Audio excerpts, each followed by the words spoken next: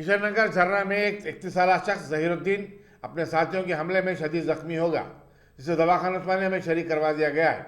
जहीरुद्दीन के वालिद सैयद सुहेल ने बताया कि आदिल, वसीम और अतर पटेल नगर गांधी भवन में उनके घर पहुंचे और बातचीत के लिए उनके बेटे को लेकर चले गए। उन्होंने अशरा की गिरफ्तारी का मुतालबा किया।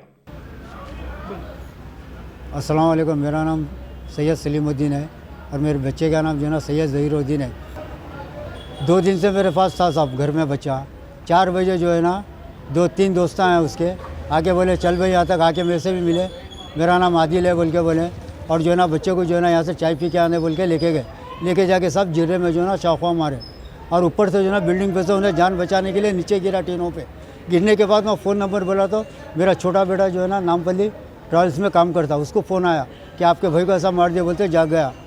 और हम लोग डायरेक्ट यहाँ पर आ गए साहब। यहाँ पर आने के बाद डॉक्टर लोग इलाज वाला चालू करे और अपना जो है ना आर पार गुर्दे के आर पार हो गया बोले, और पिता भी जो है ना फुट गया बोले। पिता तो निकाल दिए लेकिन कंडीशन बहुत ख़राब है साहब, और कोई चांसेस जितना है हम कोशिश करना करते बोले। फ़ोन वगैरह मंगाए सब लेके आने गए बच्चे, और अगर बुला के घर पे से लिया के मारते रहेंगे तो क्या होगा बोले साहब। हमारे आगे पीछे कोई नहीं है। सैयद ज़हीरुद्दीन है, उसकी उम्र है 32 साल है साहब। क्या काम करते हैं? गैरेज में काम करता हूँ, वॉचमैन ही करता।